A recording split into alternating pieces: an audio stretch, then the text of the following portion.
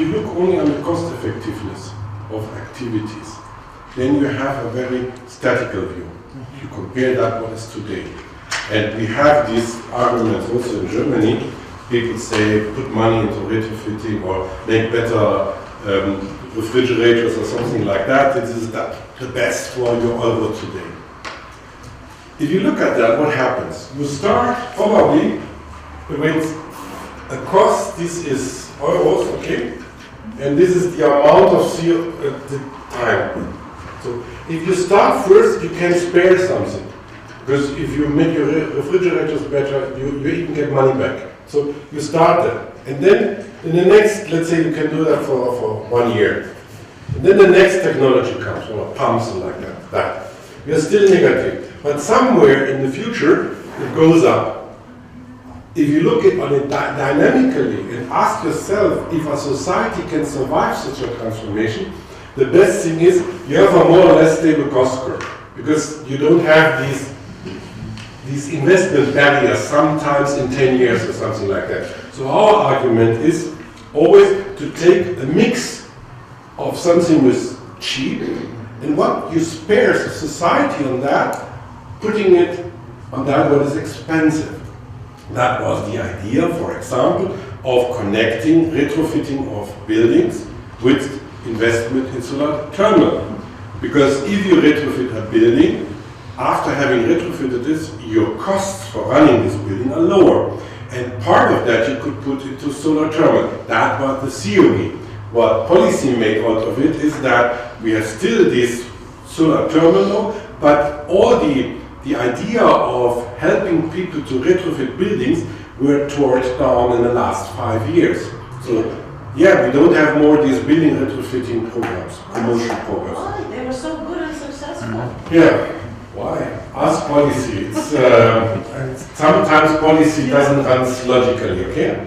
So these KfW, KfW programs, which were always quoted as really good and which were even good for policy because investing €1 gave back €1.5 because you put some incentive into retrofitting, but the people mostly invested more, and with taxes and all these things, even the state get more back than it put into it.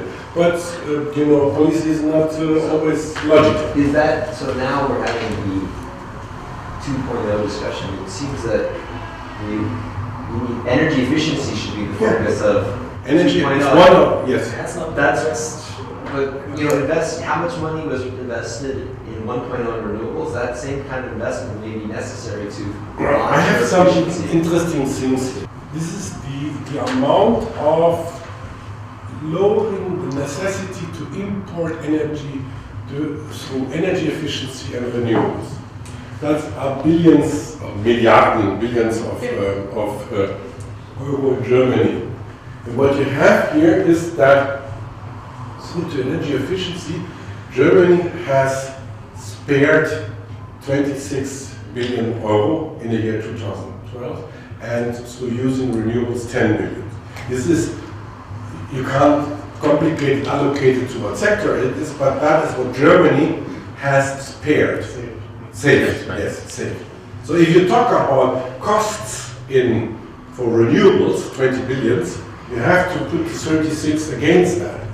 Clearly, there are losers and winners of the game. I myself have, because I have energy efficient technologies, I pay less electricity every month. So, but others have lost. So, and this is the hard discussion you have, that the losers are mostly the most loud people. In California, we have a goal by 2020 for all residential buildings to be net zero energy. Okay. For residential, and then new build or anyone?